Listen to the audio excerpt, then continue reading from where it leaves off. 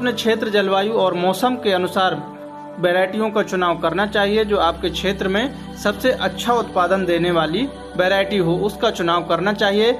लेकिन हम कुछ ऐसी वैरायटियों के बारे में आपको बताने वाले हैं जिनका उत्पादन काफ़ी अच्छा देखा गया है। जैसे ननहेम्स की मैक्स लगा सकते हैं, नामधारी सीड्स की NS 295, सिंजेंटा की शुगर क्वीन और सिंजेंटा सीड्स की किंग और अंकुर की शुगर क्यूब के नाम से वैरायटी आती है। इनका आप चुनाव कर सकते हैं। इनकी जो उत्पादन क्षमता है वो अच्छी देखी गई है और किसानों के बीच में काफ़ी पसंद की गई है। एक और वैरायटी आती है सागर किंग के नाम से, उसका भी आप चुनाव कर सकते हैं। तो इनको आप यदि लगाते हैं तो आपकी अन्य वैरायटियों की तुलना में उत्पादन क्षमता ज़्यादा मिलती है।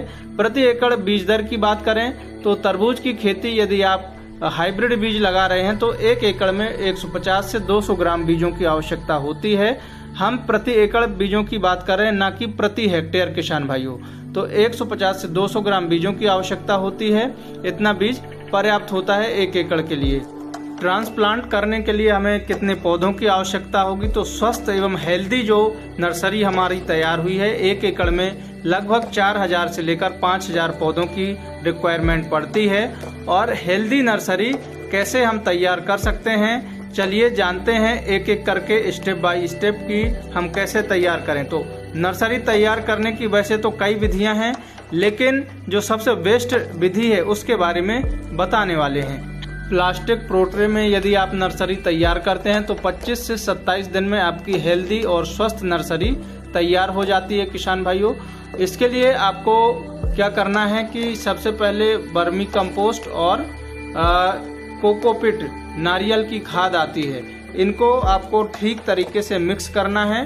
और मिक्स करने के बाद जब ठीक तरीके से मिक्स हो जाए, 25 किलोग्राम मिश्रण में आपको 50 ग्राम UPL की साफ फंजीसाइड आती है जिसमें कार्बेंडाजिम होता है, उसको मिक्स कर देना चाहिए। इससे जो फंगस जनित बीमारियां हैं वो कंट्रोल होती हैं शुरुआती अवस्था में।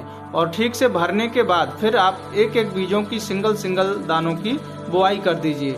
बुआई करने के बाद फिर आपको एक काम करना है, जब आपकी ठीक तरीके से प्रोट्रेज में बुआई हो जाए उसके बाद फिर आपको प्लास्टिक के जो कवर आते हैं, मल्चिंग सीट आती है, उसमें